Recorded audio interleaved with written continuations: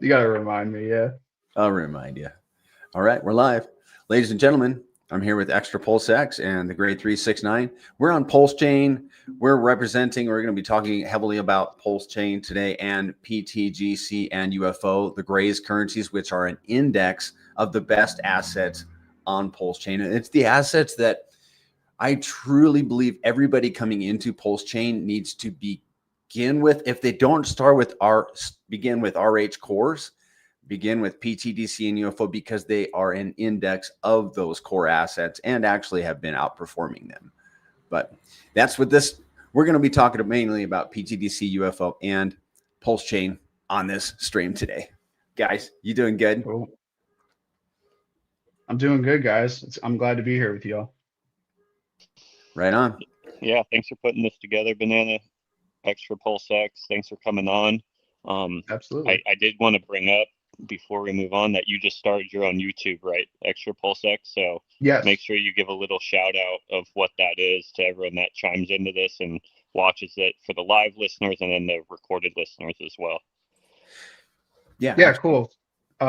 So Extra Pulse X, some of you might know me from Twitter. I was the annoying guy that was showing up in random people's groups, KOLs, comment sections, always trying to get the word of Pulse Chain out there.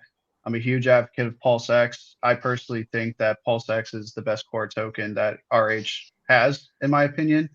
And that is really what attracted me as an investor because I do think there is such thing as narratives that people are going to eventually like FOMO into. And as we've seen with Binance, the Aster token, that meta of being a really cool DEX token, it's out there. And I think PulseX can capture a lot of mind share from that just from its buy and burn and the amount of coins that have been burnt already with little to no interaction. And I'm also a big fan of PTGC and UFO. Um, I personally like. I agree. Like they're very good index tokens of the cores, and even outside the cores too, with some of the liquidity pairs. And so if you're looking at some of those plays to outperform the network, I do think that holding UFO and PTGC is going to benefit you, no matter where the tide swings on Pulse Chain.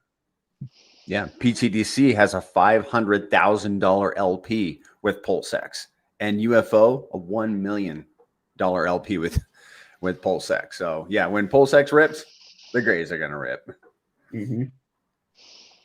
Yeah, I really like the fact that you feel like PulseX is your favorite core ticker. For me, it's my favorite as well. I think fundamentally it has just everything. The fact that with crypto we have figured out ways to mechanically or bot drive demand into specific assets is what I think the next like major narrative. You see with companies, them switching to robotics, machines, AI to replace human interaction. So we do already know within cryptocurrency that the human demand to a product is the hardest to control, and it's probably the most flawed part of cryptocurrency too. So I do think the next big wave of cryptocurrency is projects that have mechanically or bot driven demand.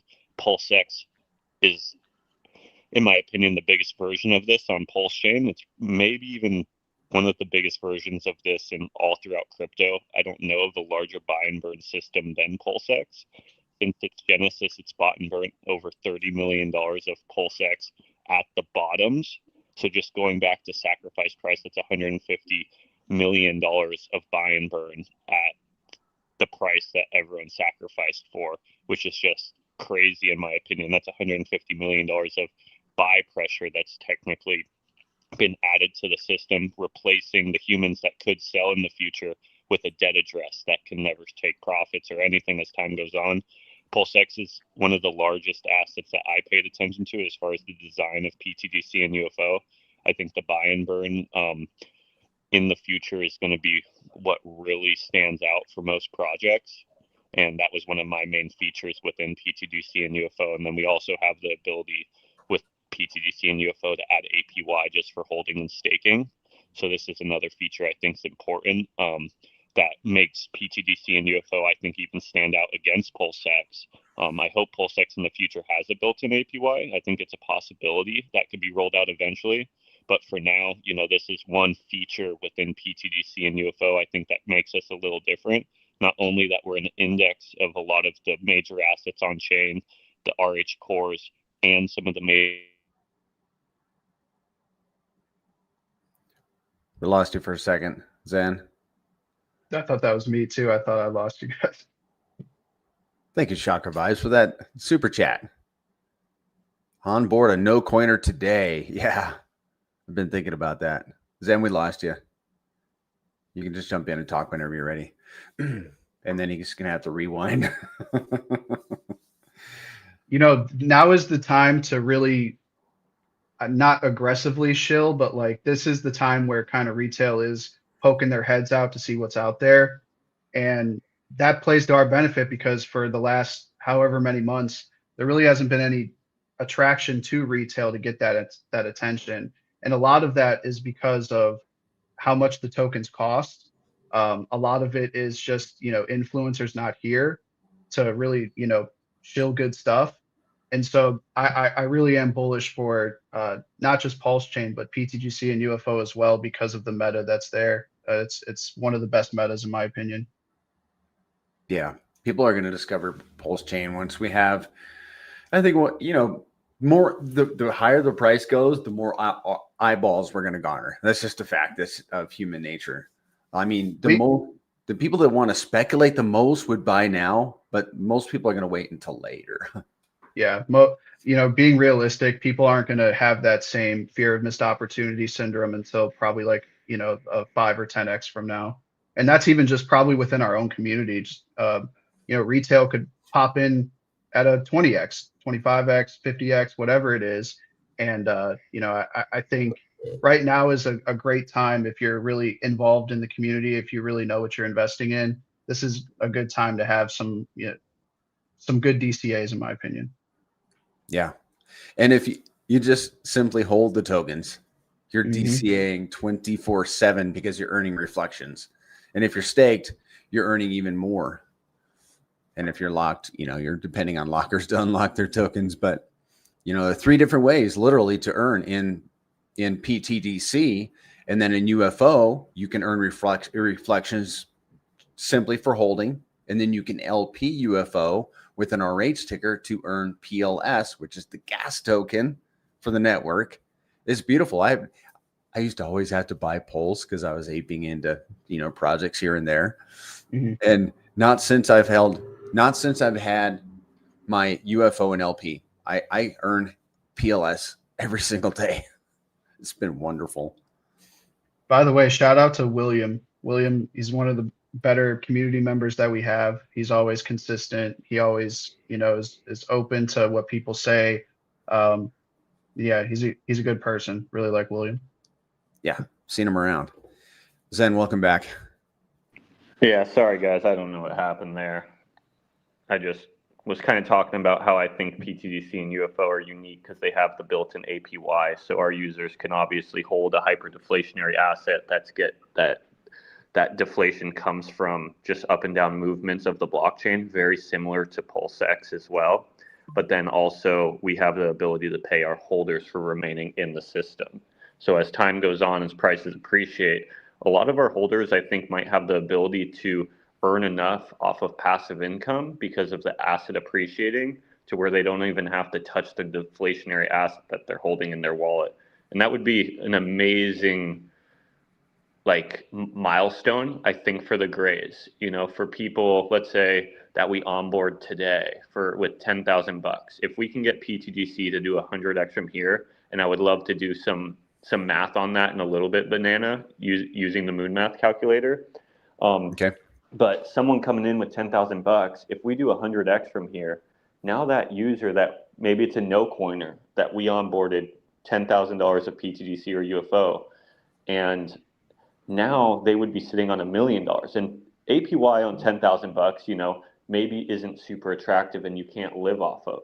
But now if your asset's worth $1 million, you're now earning APY off of $1 million because of all that price appreciation. And that APY now turns into amounts that you can live off of. You can pay mortgages with, you can pay car payments with, you can do vacations with, and still never touch your initial tokens. Mm-hmm. This is these are cash flowing assets, and if you get enough of these assets, you can set yourself up for cash flow potentially for the rest of your life. And it's also good to think forward a lot of times, and when in doubt, zoom out, look at what PTGC and UFO have done in the past, and look at what they're doing for you now and what they could do for you. And if you're just looking at it from that context, it's almost like a no-brainer to me to hold those two tokens in PulseChain, especially if like you're bullish on PulseChain or whatever the case is. Maybe you're not that bullish on PulseChain. It really didn't matter for PTGC and UFO. It still ran really nicely. Mm-hmm. Well, extra, talk about what you were mentioning right before we got on stream. You were talking about like the macro market. You were touching on that macro market stuff. Yeah, I'm a believer in the cycles, but obviously we have to update how we look at the cycles based on the information that we're given. Yeah. And right now, it seems that the business cycle is going to extend into probably at least end of Q1, possibly beginning of Q2 for altcoins at least. So I think from now, like the next 60 to 90 days, I mean, we could see significant uptrends to where, we're just in shock. Like we really don't know what's happening. And that's all because it was kind of designed that way. Bitcoin has been used as a risk off asset for TradFi, and that's probably the first time they've done so in Bitcoin's entirety of its existence, which is it's really kind of interesting to think about, because then you have to assume, okay, well then there must be a great rotation of some sort, and I think we were all betting that that rotation would happen a lot sooner into Ethereum and the altcoins. But in my opinion, the fact that that rotation hasn't quite happened yet leads me to believe that Bitcoin's price can go maybe not significantly higher, probably doesn't do another 2x or something like that. But to think Bitcoin is done, or the overall markets are done, I don't agree with that. I think there's plenty of room left in the tank to run. Yeah, I think the key player for the market is Bitcoin, at least for the crypto market. And from what I heard from a buddy this morning is that something to do with the 50-week AMA or MA or something like that. Bitcoin needs to close the weekly this week at 108,300. Yep. And it's at 110 right now and up 2% for the last 24 hours. So it's looking good. Hopefully we can close above that 108.3. When you hold most of the supply, you're able to make things look interesting with the price. And all those times when it was like literally like on the edge of like whatever fib retracement levels, whatever kind of charting you're deciding to do, you're following 60-day cycles, whatever it is, everything seems to be really drug out to like the, oh my gosh, like even getting experts kind of like shaken up, like Bob Lucas and stuff like that. But what we've seen time in and time again, they're going to move the markets. It's just on their own timing. And, unfortunate for us, we don't have the insider in the know to really have that. And right now we're just kind of just getting what we can, scraping it off X and, doing whatever chart analysis we can. And actually, that's why when Richard made that post in July with the two monkeys on each other's back, I didn't read too much into it at first. But then Mando actually made a great point in yesterday's BC about that definition of season greetings and what it really means, and what's the time frame for season's greetings. And I believe he said it's the end of November to the middle or beginning of January is when that saying is really like it's supposed to mean. So I thought that was interesting. Oh, okay. You think he was coding in that message? Yeah. Oh yeah, I think Richard communicates. He just doesn't do it in the way that people want him to. Perhaps he wants people to use their heads, like read into his messages a little bit.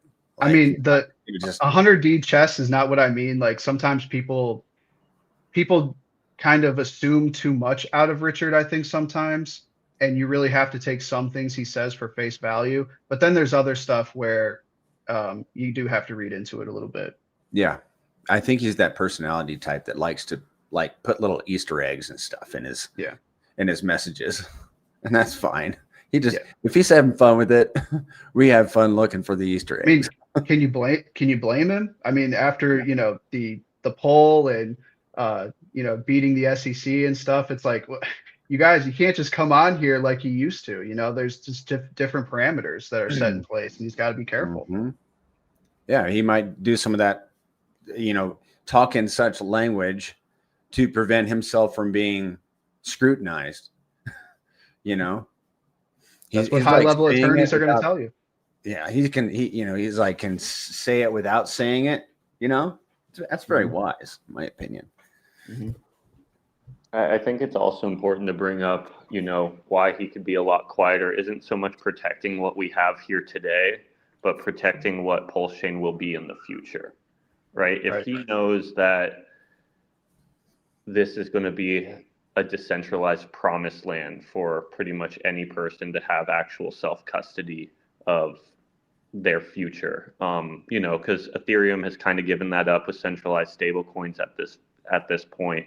So if he's actually creating a playground for true decentralization, and he knows, and it's pretty much that right now, but if he has some things that he reveals in the future that make it very, very appetizing for larger players to where we get serious traction, it becomes very dangerous for him.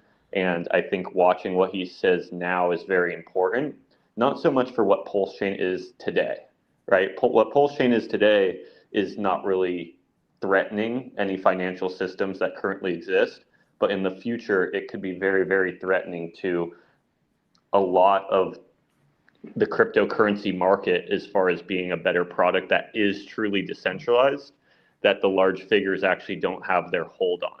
There's a lot of people don't realize that with like even Bitcoin and Ethereum at these points, the majority of the supply is owned by institutions, governments, companies. It's no longer the people's currency. They own the very large share of it. And then the enter in and out of Bitcoin and Ethereum for the most part is centralized exchanges where they can make it to where you're not able to exit through a lot of these very, very easily.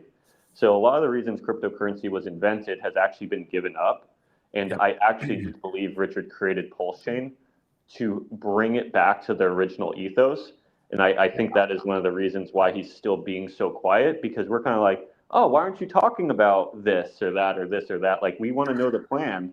And it's maybe not so much of protection of the current environment, but protection of the future environment that doesn't happen overnight, right? As much as all of us want us to be in that environment right now, if it is truly an amazing product and true decentralization, a lot of the features I think that all of us are waiting for and looking for as far as a blockchain. And I don't think it's just us PulseChain maxis. I think it's also other people on other blockchains too. It's just that current environment isn't really shown yet.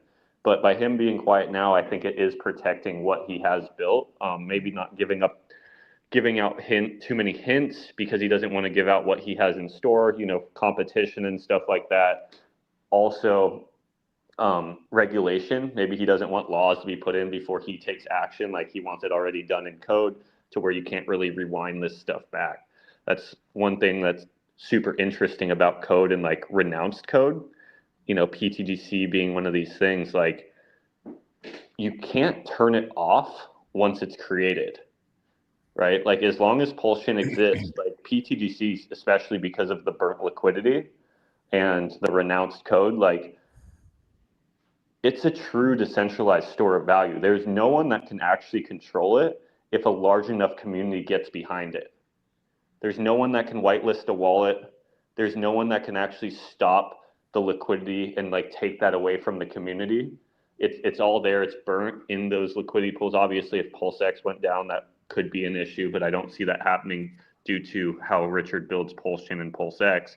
So I actually believe it's one of the most decentralized systems that exist on chain. Obviously, like meme coins are somewhat decentralized as well, especially the ones that are renounced and stuff, but they don't have features that make them good store of values. And then there's a new one coming out every other day, or every other second, pretty much. So I think that all those things lining together, the fact that we have this chain, I do believe there's stuff coming out in the future. If that's privacy, better decentralization, better on and off ramps, not through centralized exchanges, direct connection to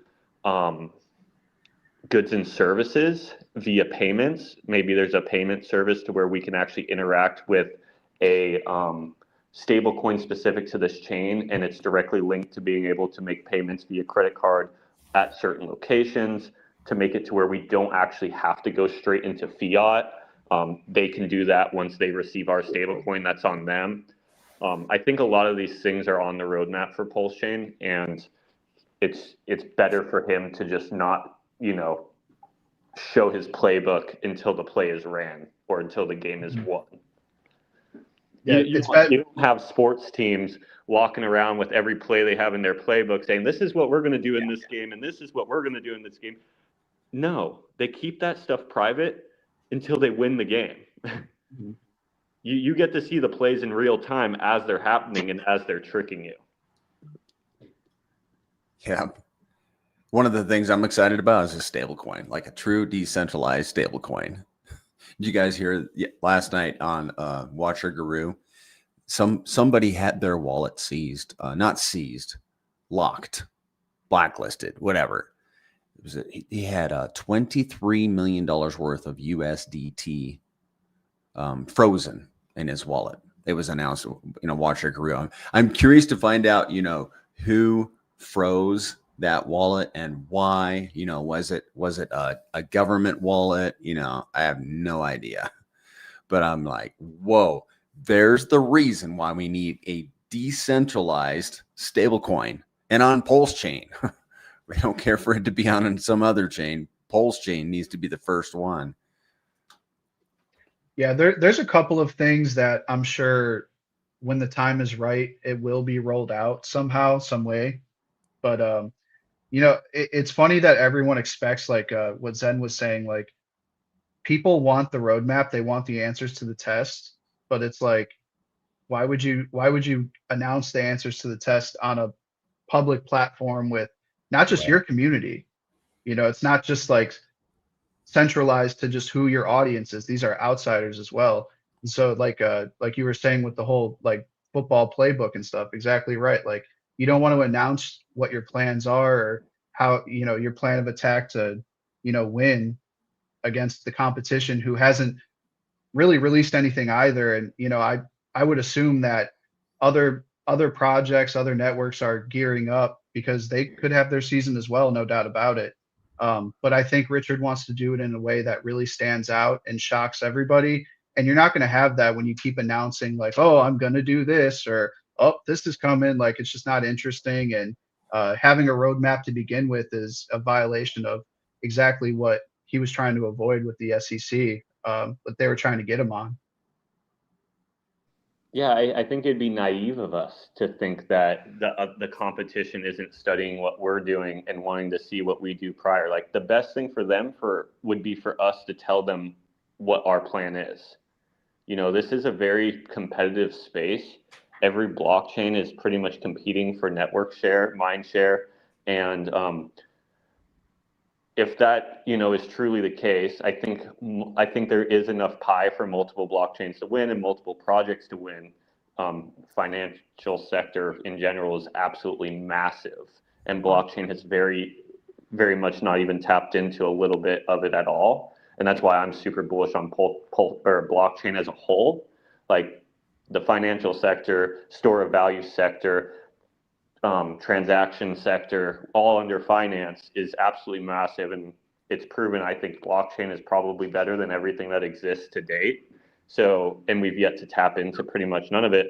But if we are competing to become one of the best assets in that sector, and who knows what really like where we fall under, because it's hard to win in every category. Like you could be really good at transactions, but poor at security or poor at store of value or poor at privacy. Maybe you're great at store of value, good at price appreciation, but there's no privacy in your transactions kind of stuff.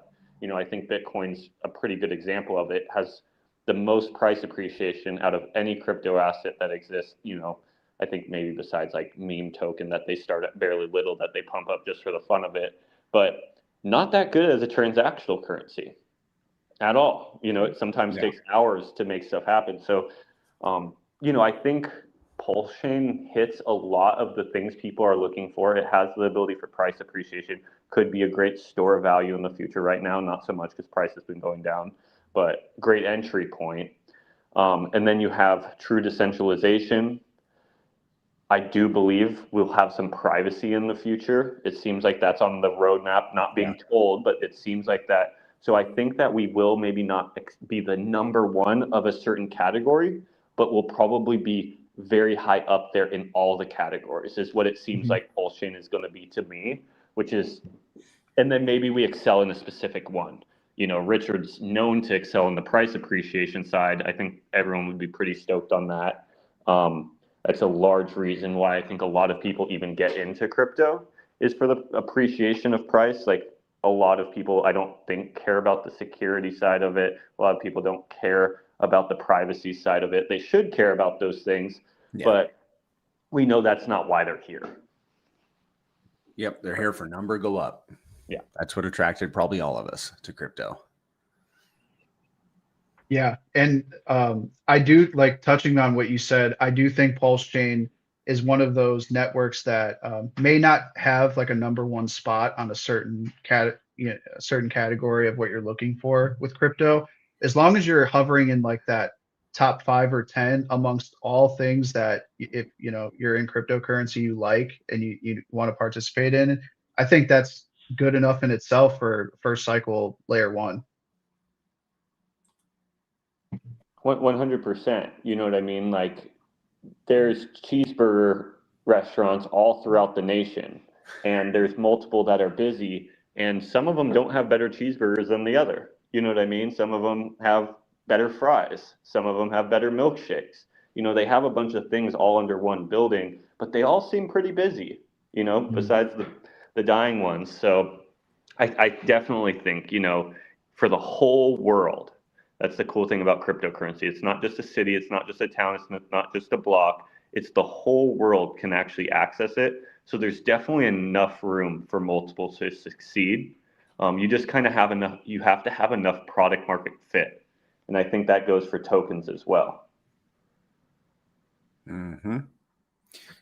I like what Danny Ortiz says in the chat here. He says, "Good morning, everybody. I'm glad that crypto dropped. That way I can buy more." That's a good attitude, man. Yeah. That's how I look at things too. Yeah. And with PTDC, one of the cool things about this asset is that, and UFO for that matter, is that we like it. Of course, we like it when the price goes up. That's probably the best of the two scenarios. But when price is down, we earn more tokens in rewards. When price is up, we earn the same value as when price is down per volume, but fewer tokens. And I like more tokens, because then when price does go up, those tokens are worth more, right? So if we could be like down for 99% of the bull run and then go straight to 1000x for the last 1%, that would be the best scenario, honestly. It just happens over like a 60 to 90 day period where it's every time you woke up on a double. Yeah. On that topic, Banana, I would love if we could hop over to look into PTDC, the Moon Math 2.0, and I think you bring up something very important. There is pros of being down here at lower levels, not only in price, but also against, the layer 1 as well. It creates a unique opportunity for communities that want to contribute long-term to a system, and the opportunity that our specific community has right now against PulseChain, I think, is unique. I think it could be one of the last times that we get an opportunity like this. And when I mean an opportunity, not only for individuals to increase their position size or onboards to get decent sized positions at a discount, But as a whole, as a team, we can actually cover a lot of ground, not by only just helping ourselves, increasing our own position size, increasing our friends and family's position size, but as a whole, as far as a product on a blockchain that's undervalued, we can actually create our X multiplier for way less value right now. And I kind of want to run that through for everyone. Because PulseChain's lower in price, because PTDC is lower in price, it actually makes it to where we have to onboard less value to do a larger amount of X multiplier instead of doing that onboarding or DCAing later on. Okay. All right. So do you want to run through a scenario then on look into? Yeah. Can we go to the Moon Math Calculator 2.0 though? Yeah.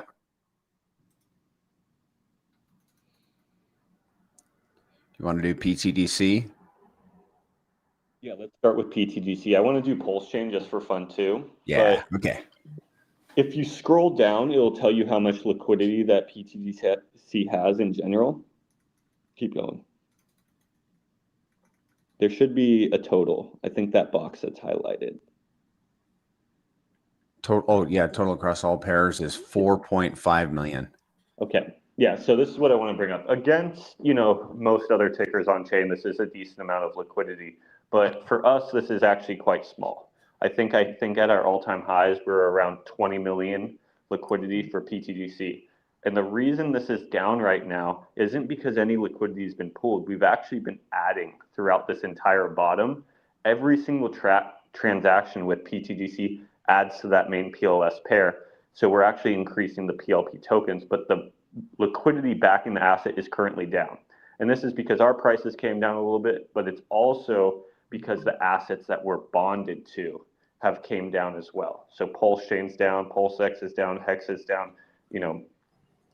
so by this liquidity being 4 mil instead of 20 mil, we actually need less value to come into PTDC to do more X's now. So that's the benefit of being at lower prices. This is the benefit of less liquidity. It takes less value to do more X's. Obviously, with our own system, we don't want to compromise our liquidity on purpose just for X's, right? The liquidity is what generates us revenue. The liquidity is what's backing the price of the asset. But if the market gives us the opportunity, we need to take advantage of this. This is when we can cover some serious ground against PulseChain with in real life onboards or other blockchain onboards or even PulseChain onboards or just DCAing ourselves. We can bring in even less value in the whole, like pretty much in the whole last year where we are right now. This is like you can bring in the least amount of value but have the most amount of impact on your chart and get the most amount of tokens for that value as well, which is important to the individual. So you can scroll up now, Banana. Okay. I've been using pretty much we have 3,000 stakers. And it's roughly 3,000 people that own $500 or more of PTDC. We have a lot more holders than that, but some of those are really small holders or people that have taken profits and just have dust in their wallets. So there's like 3,000 people who own $500 or more of PTDC at these prices, which is larger than most tokens, but also shows how much room we have to go. Only 3,000 people own $500 and more, and we have the world to tap into. We have no corners to tap into. We have PulseChain to tap into. We have every blockchain to tap into if we believe this product's going to be successful. So much room to still run. But let's say it's just a third of those people, a third of the holders onboarded $5,000. And that could be from in real life, that can be just DCAing themselves, that can be onboarding from PulseChain or other blockchains, right? There's tons of different ways you can help your own portfolio while also helping others or helping your own portfolio because of onboarding or just DCAing. There's a lot of different ways to look at it, but that would be $5 million, right? And if you want to type in $5 million there, that's 1,000 people bringing in $5,000. Okay. The impact would be a 10x, over a 10x. It would put us to 2/10 of a penny, a fifth of a penny. And that's How many users did you say that is bringing in 5,000? 1,000. Okay, 1,000. And we have Yeah. 3,000 people who own $500 or more right now. So that can be, that's an average. So that could be a combination of different ways. That could be, or you could say 100 people bringing in $50,000. And that obviously could be a combination of a few people DCAing themselves, so on and so forth. Or most likely some people onboarding 50, some people onboarding 20, some people onboarding 10, 5, and then some people onboarding only $500. But, Sure. in a combination, in a community effort, just everyone doing what they can to support an ecosystem that they believe in, a system that they think could last multi-cycle, one that they own shares in. I think that's a good strategy, just kind of everyone doing what they can. If that's selling a couch that's sitting in the corner of your garage that you've been thinking about selling for a while now, or if that's, talking to your neighbor when you're having dinner and seeing if they want to be exposed to a brand new opportunity that's somewhat similar to Ethereum 10,000x ago, and then obviously a good product on that blockchain, PTDC and UFO. Where I was getting at, so by our community putting in some good effort right now with $5 million, we can do a 10x. Yeah. That'd be wonderful. It's only $5 million, honestly. But there's so much money floating around. Can you still hear me? Sorry. Yeah, I can hear you. You must have. Yeah. Okay. Yeah. So that's only $5 million at this level is a 10x. If we wait, let's say, hey, I don't want to do that right now. Prices are low. I'm going to wait for a little bit of green before I do my onboarding or before I do my DCAing. Well, that 5 million won't do a 10x anymore if you wait. If you wait for, let's say the blockchain to move up a little bit and morale to change, that 5 million only could be a 5x or a 2x. You know what I mean? Depending on how long you wait to actually do those onboardings. So that was kind of my point, is by us putting in that work at this low level, we're going to get maximum impact to the chart by doing the hard work now instead of doing it when it's easier. And the sweet thing about doing it now is you're getting the people in at a better price, or you're DCAing yourself in at a better price. Yes. So if we onboard someone today, I think, we have a great example of someone who onboarded a couple weeks ago, and that guy's already up a little bit. And I think he's even liked the product and DCA'd more, which is awesome. But if we just do this massive onboarding effort, this guy I think now has $7,000. And let's say without even the help of PulseChain, we get our product up 10x against PulseChain. Well, that guy just turned his $7,000. He's already at $70,000. His life is being changed right in front of us without the help of PulseChain. And guess what? He's most likely now onboarding himself, because now he owns $70,000 of an asset, and he's had an amazing experience.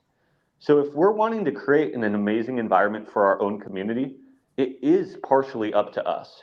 It is easy to cast blame on the blockchain going down or wanting Richard to do some of the heavy lifting for us. And I believe that will come. But we can make this whole entire environment and this experience for our current holders amazing just with our own efforts. And that's the pro of being in alt tokens on already an undervalued blockchain and an amazing ecosystem, is we can show our own success. We can make our own wins with or without the help of the blockchain. And that's kind of putting our own financial future in our own hands. And a lot of us like having our own financial future in our hands. Like, who wants their finances in someone else's hands? Nah. I want it to be in my hands, to where if I know I grind and I work hard and I onboard and I create things, I'm going to better my family's life with those efforts. And I think that's what's cool about PTDC, is it's not only us doing that, but it's also the code doing it too. So we're not only leaning on each other, the strong community. Like I lean on Banana a lot. I'm leaning on Extra a lot, but we're all leaning on the code to do so much of that heavy lifting for us as well. So what we have been doing since this token has been around for 2 years is onboarding people from PulseChain mainly, right? And I think what we're intending to do is, pivot a little bit or a lot, depending. We're not going to turn anybody away, right? But we're going to shift our focus to the retail buyers that are coming, and people that are coming from other chains, but in particular retail buyers. Why? Because they're the ones that are, if PT, your first credit card, you remember the name, right? If they get into PTDC as their first asset, they're going to remember it. And if it does a 10x like you're suggesting, when it does a 10x, they're going to be so overjoyed. You're right. They're going to be telling all of their friends what they just discovered: crypto, PTGC over on PulseChain. And those are the ones that are going to get lit up. All of us here over on PulseChain, if we get a 10x, are like, yeah, that's great. Done that before. But the retail buyers that are coming have never experienced that. And you're right. They're going to tell all of their friends and family. And we're coming into the holidays. So now is a great time for us to, but to get the retail buyers. But the challenge is, PulseChain. The type of audience that I've been able to onboard are, they're not the most educated, but they at least know what to look for, right? Like when it comes to what's the definition of decentralization, right? And sure. What are some key components that you like that, is mirroring the Constitution a lot. And I do say PulseChain is that chain to represent the closest thing we have to the American Constitution and or the US Constitution. And I think that the design of PulseChain attracts them because of just the general stuff that it brings. But then once people are here, they don't ever want to leave. Like every single person that I've onboarded, whether it is, they're a little bit down on their DCA or whatever it is, like they're infatuated with this chain. And in particular, they like PTGC and UFO a lot because of me and, how much hard work everyone does representing it and, everyone a part of the team and stuff. But I think once retail feels optimistic to go and explore, it's not about keeping them here. It's just about getting them here. And once they're here, I don't think they'll ever leave, in my opinion.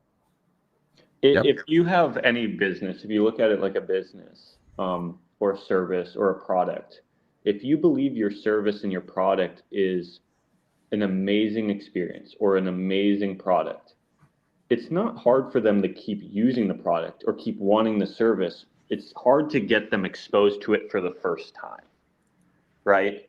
Like if let's say you sell cars, you have a dealership and you sell great, amazing cars, great quality, great price, your customer service is all on tack, and you are actually able to get someone into that dealership and give them that amazing service.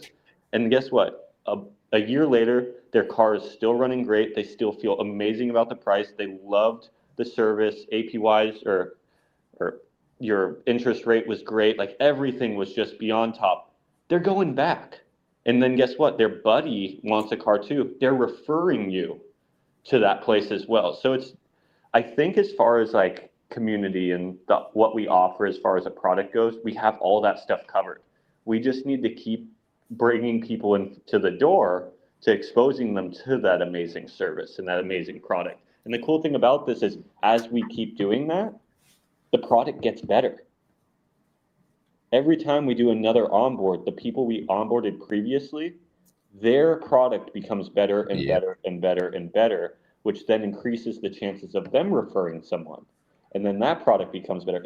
It compounds so rapidly.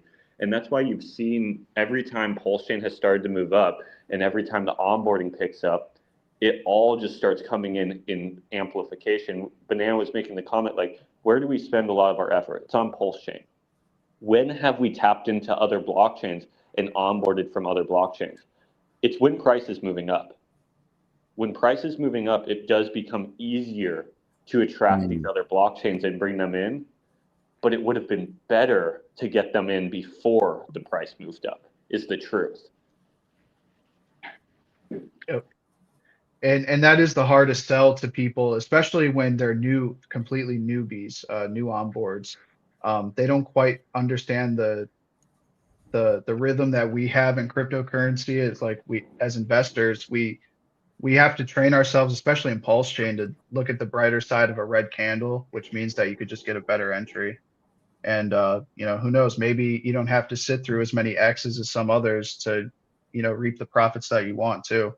It's a it's a hard thing for people to understand, especially if you're really relatively new to the space and you're only really here because, you know, price go up on stuff. And you know, I would say most of our community's knowledge on stuff is a little bit more keen and cleaned up than a lot of other people's. Like, you know, I was floating around on Solana base uh, for a little bit, and it's just not even comparable. It's not even close. Like, I don't think people know how to, you know, quite read like contracts over there. They don't really even know like what a honeypot is. They're just kind of just wandering around, just spending money, you know, when as soon as they cleaned up their knowledge a little bit and they start, you know, knowing exactly what to look for, which we do present decent education for that stuff. And that does play into our benefit, especially in the PTGC UFO community. I would say that, you know, looking out, you're looking at factors of, okay, this is a whole different system than, you know, even just like something like Pulse X. Like this is way more intricate, way more, you know, opportunities for yield, buy and burns, APY, all that stuff, like staking, locking. There's a lot of cool stuff here. It's just like I said before, it's just about knowing how to get here, which shout out to Liberty Swap. I think they've made it a lot easier for people to bridge in from other networks. And hey, I was a little skeptical at first. I'm not gonna lie. I was just using the main bridge for the first like couple months they were out. But then recently I tried it myself and I told other people about it and they said to me, they're like, this is a so much better experience to get onto Pulse Chain. Like it's not even Awesome. close. Yeah. So, which is easier for PTGC and UFO, by the way, you know, getting access to the network token and then just, you know, going onto the network using PulseX, you know, buy the UFO, PTGC. So Definitely making ease to onboard helps with the process because we all know we've onboarded no coiners and it is hard to like have the conversation when they are like, oh yeah, I do want to get in. You're like, okay, this is the first step. You need to get a Coinbase, you need to get ETH. Now we have to wait 5 days. And they're like, oh, okay, we can't do this right now. They're like, I'm like, yeah, Coinbase is going to hold your money for 5 days. We'll talk next week. And then next week we finally get in the process. And then you're then on to ETH, and then you're coming over the Pulse chain, and then they're like, okay, now what? And you're like, oh, now we wait for an hour for this bridge to move your money. Like this is where we do small talk, and they're like kind of looking at you like, okay, like this is kind of a process, and you know, ease, and that's when we're kind of talking about is giving people a good service and good experience. Like this all falls under it. Obviously, they forget the difficulty after they're up 2x. They're like, okay, that was worth it. But for that first time, you know, we want to make it as fast and seamless as possible because giving people hurdles just makes them not want to do the race. Yeah. And real quick, Banana, if we can get back to the Look into PTDC page, I also wanted to plug in. So we know $5 million pretty much 10x is PTDC. How much does it take to 10x Pulse Chain? My guess would be like 20 million or something like probably, yeah. Pulse Chain. Okay, this is we set it to PTDC. Now go to WPLS. What kind of sell pressure does this factor in? This is factoring no sell pressure. So what I'm kind of talking about is just net positive value coming in. So obviously, what we need in the PTGC example would be a net positive of $5 million at the bottom. That's including whatever sell pressure we receive. And then what this example is hey, and start with $20 million. Let's see where that gets us. That's $20 million coming in, including, you know, we have to absorb whatever's coming out too. 14x. $20 million is a 14x. Okay, let's try 15x or 15 mil. 9x. 16, 17, I guess. There's your 10x. $16 million into PLS right now. 10x is the price. Okay. So, and that's another amazing example to realize, like, you know, we just talked about the PTDC community, 3,000 stakers, active users on PulseChain, which active is different than holders, because a lot of people on PulseChain are not active. I would say the majority of them have just left their PulseChain bag to the side, have moved on to just their life or to other blockchains at this point, just because it's been pretty slow, but they are still holders. But let's say, the active community, we have 10,000 people. To get, let's say, half of them to do an onboard of, I think it'd be like $3,000. So 5,000 times 3. Let me do it real quick. So that's 15. Yeah, 5,000 times 3, which gets us pretty close. So 5,000 times 3.2 or something $1,000 would get us a 10x on PulseChain. Which would draw so many other eyeballs to PulseChain. That's what I kind of always say. Like, we're always worried about the sell pressure, and we're like, are we assuming that no one's going to buy off of, come in from our advertisement and our green candle? Like, I think if you look at the past, every time we start sparking it, you can actually see the inflow of users start to come. Obviously, when the market in general pulls back, it all pulls back with it. But green candles do attract more users. So I don't worry about the sell pressure as much, as long as we're worrying about focusing on getting the buy pressure in. Usually what we're bringing in, the natural green candles can absorb a lot of that sell pressure. Think about PulseX and PTGC. The automatic buy and burn functions within these protocols can also absorb a lot of sell pressure. PTGC's buy and burn function with UFO and PTGC has absorbed like $2 million of sell pressure in the last year. But so my point was, it's so easy just for PulseChain to win in general too, just by our own community picking up the phone or DCAing or, trying to reach out to another blockchain buddy and saying, hey, bring $3,000, bring $5,000 over here. If 5,000 of us, active 10,000 users, probably total holders, I don't know, maybe 50,000, 100,000, something like that. But let's say the active users, 5,000 of us, brought in $5,000. That would be $25 million. That would be that'd be like a 15x, maybe 17x or something like that. So it's super easy for us to be successful just by the community kind of putting in that work. And more importantly, what I wanted to bring up is now if we go to the X multiplier calculator banana, the examples that we were kind of given is PTGC doing a 10x, and then like us grinding right now, us doing the 10x before it's go time for PulseChain, and then let's say PulseChain comes through for us. PulseChain just does a 10x from this level. What does that equal for the people that we onboarded into PTGC today? If that's an in real life onboard, if that's a DCA of ourselves, you say, Banana decided, hey, I'm going to sell this couch. I'm going to DCA $1,000, or however we go about that.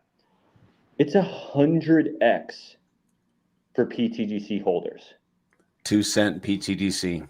That's someone turning $10,000 of PTGC today into $1 million of PTGC. Whoa. And that's $1 million of a hyper deflationary product, a system that's actual value generation or revenue generating machine, where 100% of that revenue is going back to the community in buy and burns, LP ads, and APY, all the things that matter. Obviously, after we pull off that 100x, the revenue generation will probably be 100x higher or more. And then on top of that, you are earning APY not on $10,000. This is the kicker. You're earning APY on $1 million. Even if that APY is just 5%, you're earning 50% APY, not from inflation, from value generation from a product and service that actually works and is proven to work for 2 years now. So you can actually hold that asset, the $1 million, and not even be fearful of inflation hurting the price in the future and stuff like that, because it's becoming scarcer and scarcer every single day that passes, which is good for price appreciation. So, after that 100x, we have all the features to help us get to a 200x, which turns your $1 million into $2 million. Now you're earning APY on $2 million, which could be $100,000 a year. Let's say the following year goes by or the next 2 years go by and we do another 2x. Well, now your $2 million is $4 million. Now you're earning $200,000 a year, still never having to sell your initial. And by never having to sell your initial, you're letting that appreciate in price, making it to where your APY is increasing as life goes on. And this is, my goal as far as PTDC goes, is the people who are getting in today, obviously taking a speculative risk. We're on a brand new blockchain with a somewhat new product. There is risk involved there, but it could truly be life-changing. Not life-changing like, oh, I got 100K and I bought a boat, but life-changing to where like it can be a huge investment, not only for you, but your entire family. And that investment could be giving you passive income for as long as PulseChain exists as a blockchain, making you almost, like, for the most part, the goal would be a large percentage of our community be completely financially free, which would be amazing. Do you want to do a reflections calculation on some PTDC, like a $5,000 bag? Yeah. Let's do it. Let's do that. That'd be about 25 million PTDC. Let me get this back here. I'd say even maybe I was just using the $10,000 number. Maybe you want to play with 10,000. Okay, that would be 50 million PTDC. Token amount 50,000. Wait, 50 million. Experimental mode. 10 million. We'll use $10 million in volume. That would be $16. You were talking about APY. That'd be $16 in yield every single day. Well, 17 because I round up. $17 in yield for a $5,000 bag. No, that would be. Is that a $5,000 bag? Sorry, I'm getting myself confused. It'll tell you what the bag is worth at the bottom. Banana. Oh, there we go. Keep going down. 10,000, 9,500 bucks. You'll make 17 bucks a day, and in a year, 6,000. So you almost get all your money back. You get 2/3 of your money back in a year. Well, and keep in mind, this is just reflections. So if you care about yield, you're most likely staked and possibly locked. If you're staked and locked, you're earning roughly 200% more APY. Yeah, roughly. So, if you're staked, you're going to earn way more than. Well, if you're staked, you're earning 150% more APY. That has tons of data backing it because there's less people staking than just holding. That alone would put you around, what would it be, $10,000 APY. So you're just for staking. Or no, that would be even more. It'd be for like 15 total. 15, yeah, that'd be like $15,000 total. And then the locking, that one varies quite a bit because it's not based on volume. It's just based on human emotion pretty much. Mm-hmm. But we've found on average, it's around 50% of what the holding is. So it does add up though. That's additional APY that you wouldn't have had unless you did create like locking ladders or at least a 90-day lock or something like that. If you do care about APY, I do think you should consider a 90-day lock at least. If you're not looking at APY, if you can't stay 90 days, you don't even care about the APY. You know what I mean? You're just looking for exits at that point. But a lot of us actually plan on staying in the system for as long as PulseChain exists. So 90-day lock, a year lock, ladder locks, these just make sense for us because we're not only showing the system support and showing other community members like, hey, we're willing to, in code, show that we're putting our hands kind of off of our tokens. Obviously, we still have custody and we can close them down at any point. But in code, it's actually showing we're a strong community. And we get paid additional APY for doing so. So it actually makes it to where in the future, if these things happen that we think can happen, the price appreciation, the success of PulseChain, that's going to increase our yearly yield, and that could be the difference of $150,000 a year to $200,000 a year, which is sweet. I was speaking in the VCs, and I think it might have been a little after you had just stepped down. I think you had to take a call or whatever, but um, I was actually explaining to people in there that the people that I've been primarily onboarding in the Pulse chain, these people, they're a decent amount of capital, I'd say. They're, and they tend to think outside the box as well, and they can measure parameters of, okay, I like this because of that. And one of my onboards, it said, it sucks that Hex wasn't built like PTGC because I feel way more comfortable staking and locking my PTGC than Hex. And I had to think about it for a second. And had I had been educated earlier, would I have felt like the same thing, or would I have been still stuck in the lore of just the Hexagon culture and stuff? And I think what's built here, this system, what it represents, is very innovative, and like the charts back it up and the liquidity backs it up. Like everything, all the checks and balances are there.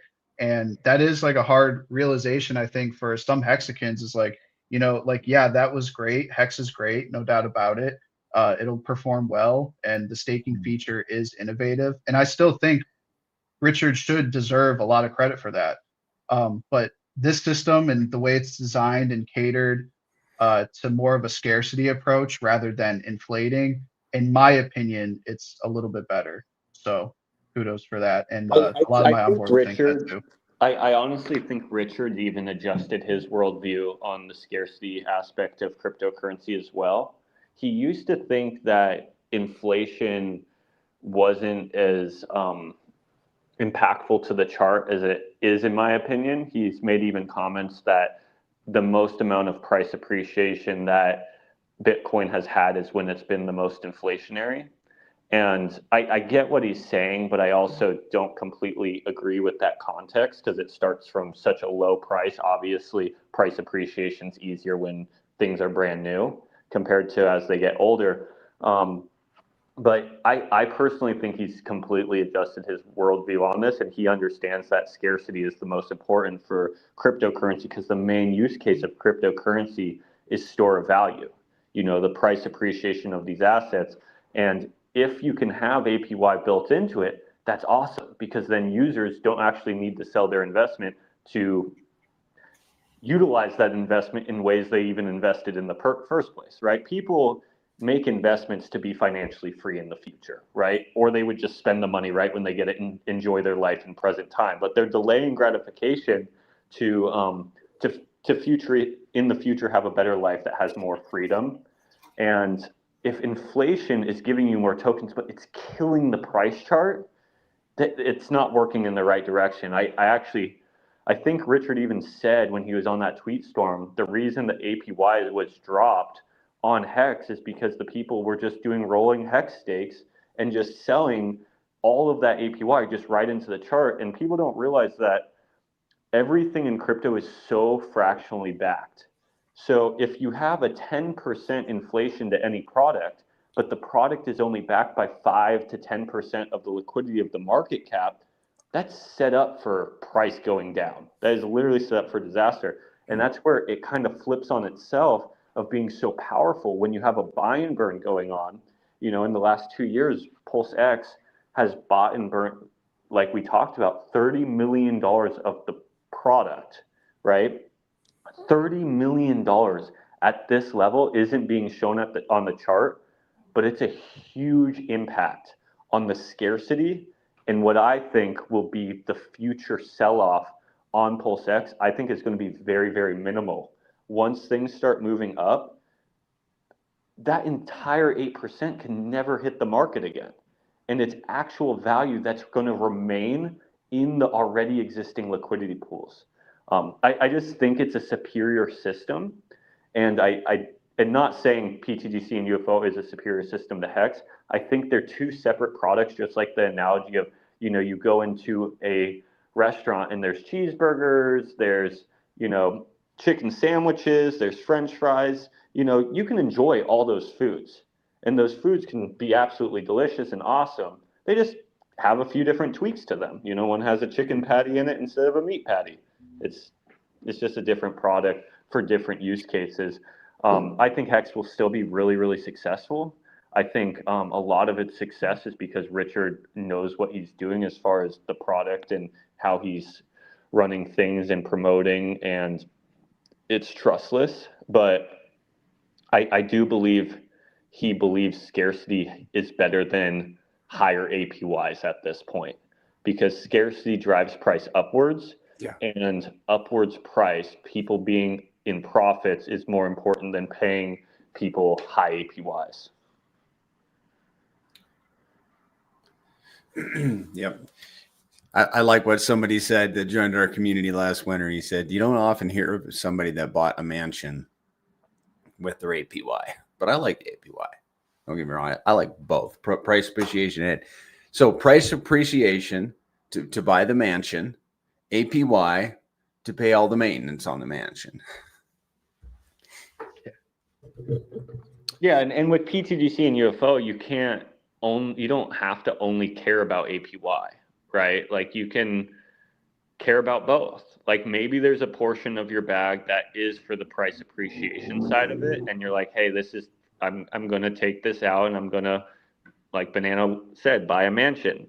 But the APY side of it could be to pay the mortgage on that mansion, or to pay the property tax on those mansions, because that's probably going to have a lot of property tax, or whatever, health insurance, car payments, buying cars outright, food, vacations, all the things that are just reoccurring bills that we all know exist in our lives that are always getting bigger and bigger. Doing a fat cash out and just holding that value in fiat, or even in like some traditional stocks, which I do think it's good to have diversification in your own portfolio. But my point being, by just taking a huge cash out of your best performing asset that has proven to work and have more appreciation than everything else that exists in your life, why would you rotate out of the good thing into worse things? Right. Nick Jara has a question. I have 1.5 million PTDC in a second wallet. Can you explain if it's worth to stake that, and how long should I lock if I plan to hold until the next cycle? I'll make a few comments on it. I'm still staking PTDC. I think the ROI time, it all depends on price appreciation and volume. I staked some last Monday, Sunday. I'm still staking it. Why? Because I'm expecting price appreciation and volume. Oh, the ROI time that I mentioned, I think it's about like 100 to 200 days. It all depends. But, with volume coming, price appreciation coming, I don't have an issue staking it right now. And because I think we're going to ROI quickly, soon, we hope. As far as, and you got to be aware that you're going to pay 1% when you unstake. That goes to all the other stakers. I mean, 1% of 1.5 million tokens, you just got to be aware that you're going to pay that to all the other stakers. And then for locking, like if you plan to keep these tokens until the next cycle, you got to figure out how long a cycle is. I think it might be extending. I think the 4-year cycle may be broken. So you might want to do some research on that and figure out how long you want to lock. And if it's 5 years, you might want to do a 5-year lock, or you could play it safe and do 90-day locks. You keep 55% of every reward token that comes into your wallet. You keep 55%, which is not a bad deal, but it's not going to be as much as a 5-year lock. I don't know what the 5-year lock might be, 80%. Okay.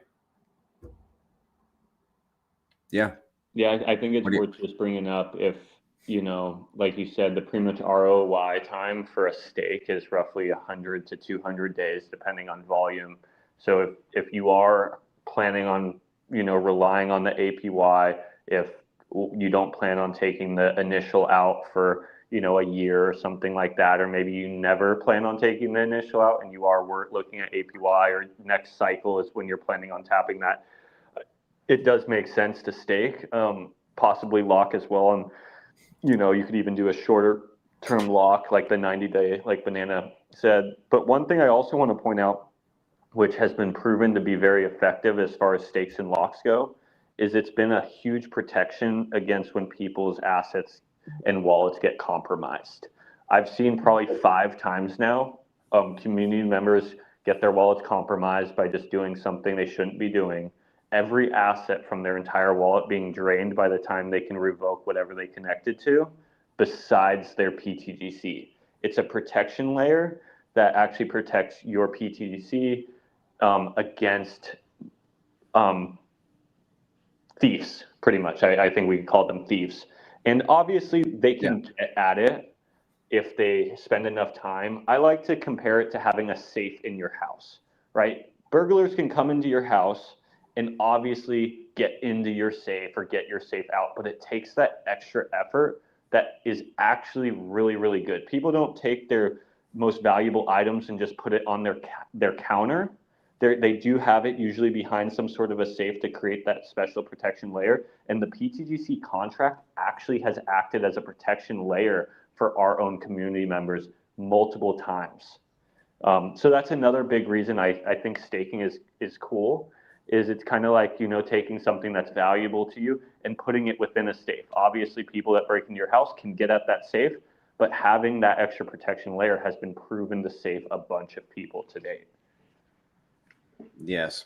And I want to bring up another point, which is, you know, what's the plan for those tokens in the next cycle? Is it to sell them? Well, that's where I would want to, you know, make users aware that, you know, perhaps we'll all learn that this is an asset that we want to hold on to forever because of the cash flow and the price appreciation. But my caution is that why, you know, if it's producing for you, and PTDC is producing for everybody presently, you know, why kill the golden goose?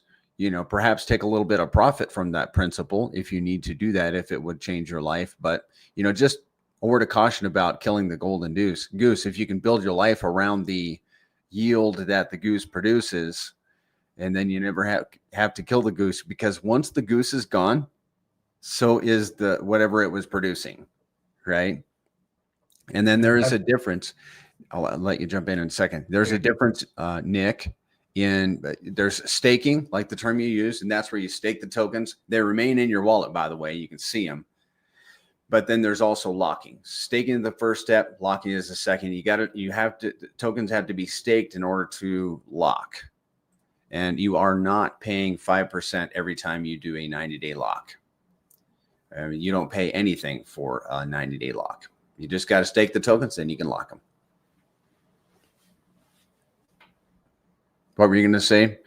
Oh, I was going to say, this is why it's critical to really think about what you're investing in during times of cheap accumulation of units, because eventually you're not going to have the luxury of having a league position that you could today.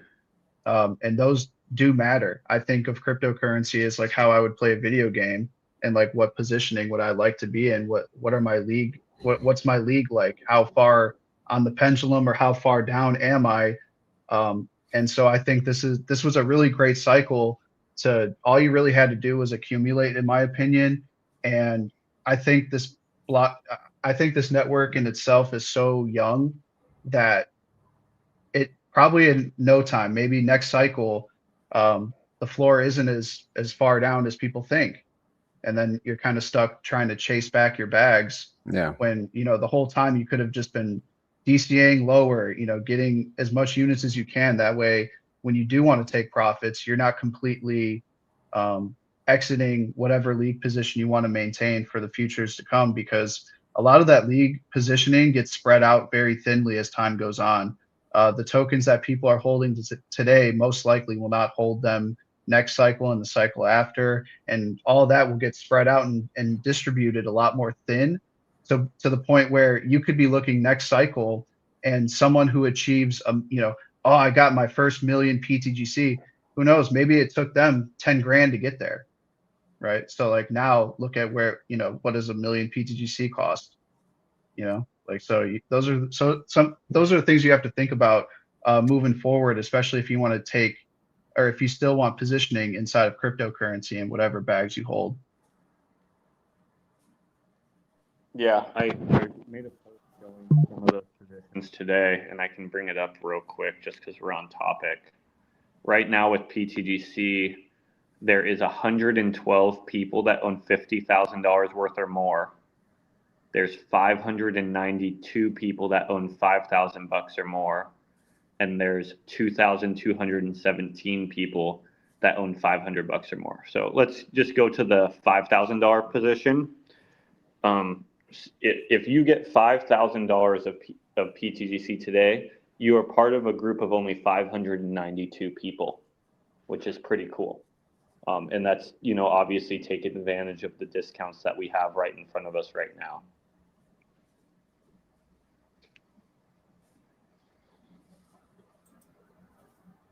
I just read that comment. That sucks.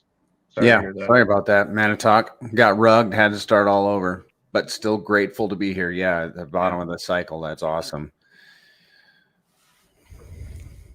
Yeah, and that, the mental health stuff like that, especially when you've been in this cycle for however long, and then, that's why OPSEC is so important, because, you could have, how much sacrifice did you take in the last couple of years, and then just to, maybe you clicked on something you weren't supposed to, maybe you're careless with your wallet, and whatever the case may have been, or it's just by chance. Like, that's why you have to be very careful of where you have your cryptocurrency, what Wi-Fi's you're connecting to.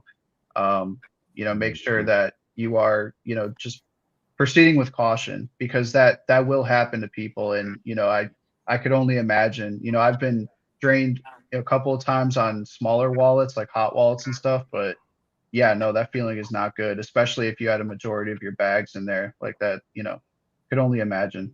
It sucks, but you live and you learn. It's part of this game. Eventually, you'll probably think even more safer next time too. Like, so it could have been like a life lesson that was good to have now, to where it doesn't affect you later on. It's true. Yeah. Is there anything else you guys want to talk about and chat about? One thing, I guess my last thing was, you're talking about the golden goose side of it, and I do think it's important for people to realize, if you are in PTGC for a long period of time and you actually let this system become like the golden goose in your portfolio, 100%, even on the way up, you can slaughter that goose possibly way too early. So then if you slaughter the golden goose, you're not getting any more golden eggs. And that's what's super unique about the PTGC system, is it's always just paying you for staying in the system, and you can leave that investment to continue to increasing. I've done some equations based on how much we actually generate with our current liquidity web and its size, and what kind of value generation that is. I think between PTGC in the last year, we've bought up $2 million of PTGC out of supply. Sadly, a lot of that has been absorbed due to sell pressure, which is good also, right? I'm happy that we can kind of do a lot of the distribution and buy and burns of sell pressure at these low levels than doing it 5 years down the road, 10 years down the road. It just helps us become a better sustainable system. But in the future, once we get through some of these areas that we have to get through, the price appreciation areas where we do rinse out people that want to just take profits and not be in it long term, mechanically, we can actually just keep pushing this product up X's on a yearly basis. And I just kind of want Banana to type into the moon math calculator, because I know that number is roughly $2 million of buy pressure on PTGC in the last year, via our code. Show what that does to the price if that just came in right now. I think it's like a 4X or something like that. Okay, $2 million of buy pressure into PTGC right now would be 3.5X. Yeah. So really, my point of it is imagine in the future us going up X's, your portfolio changing, and we have very similar buy pressure to sell pressure naturally on the chart. Let's say we're already up 100X and we just have equal amounts of buyers and sellers every single day. Our code can actually appreciate the price 3X on a yearly basis.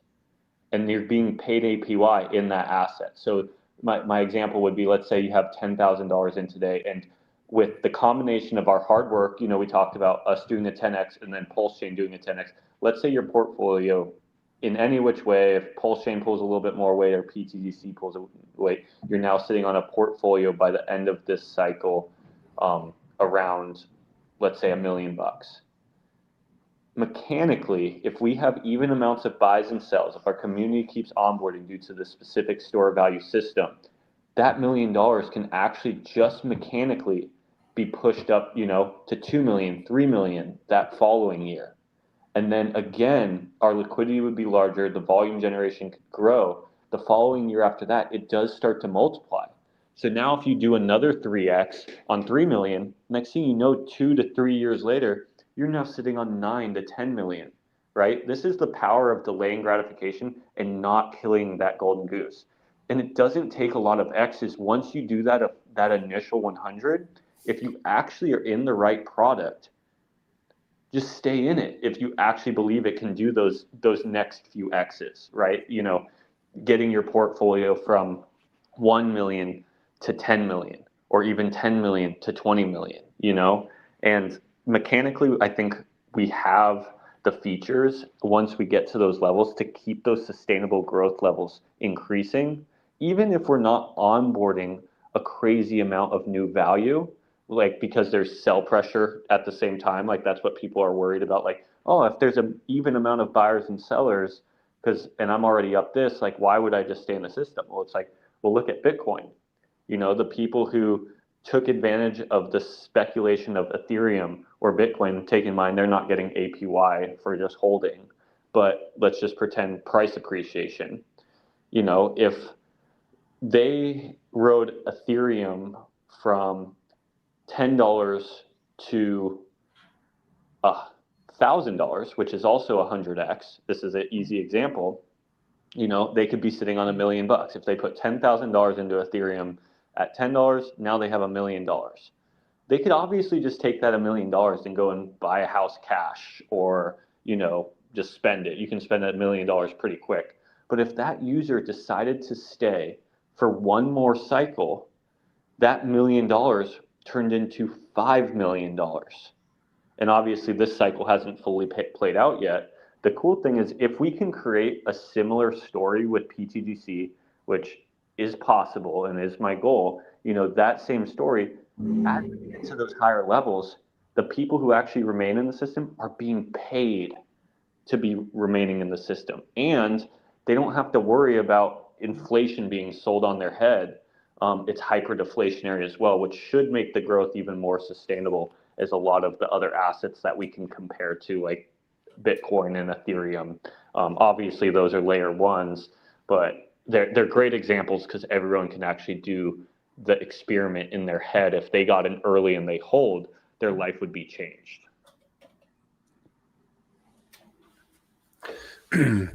Yep. Well, I think we'll wrap it up here. You guys have any final comments? No, I'm good. Okay. Yeah, no, I'm good, man. I had a fun time streaming with you guys. It was a great first stream. It was your first time streaming. Yeah. All right. Well, just in person. It was, yeah. Yeah. Cool. Good job. Everybody go subscribe to Extra PulseX's channel. And he's up to how many subs do you have? Like 30, 35 right now? Last I checked, it was 35. It could be more. We're trying to get him to 50. Right Once he now gets to 50, he can start streaming on his own. Yes, So. I appreciate that. And I do plan on streaming regularly. I really took a lot of that, me being suspended off X personally. And I was like, that makes me want to grind harder on YouTube now. Cool. Good. Well, I've been saying for a long time, we need some more good streamers on PulseChain. So I'm glad you're stepping up, but there's room for more. And we need streamers on PTGC. Exactly. Yeah. Mm-hmm. True. Thanks for pointing that out. Yeah. That was the main thing. Not just PulseChain, but PTGC and UFO. Yeah, no, I only talk about stuff that I like a lot, and PTUC and UFO is definitely one of them, or two of them. Right on. You heard it, guys. He's going to be streaming about the Grays, so please subscribe to him and pass him around to your buddies. Say, hey, go sub to this dude. And then when he I'm speaking for him and myself. When we produce content, like watch it all the way through, hit the like button, make a comment down below. It helps the algorithm, helps us get in front of more viewers, which are going to end up getting exposed to PTDC and UFO, and it just helps everybody. Even if you got to play a video in the background with the volume down, just let it run all the way through. The algorithm loves that. So, all right, guys. Awesome. We'll shut it down. And thanks for streaming. It was fun. And I hope y'all found it beneficial. And we'll be in Spaces tomorrow at 7 a.m. Pacific on this channel and on X. All right, guys. See you guys. Thanks for hopping on. You bet.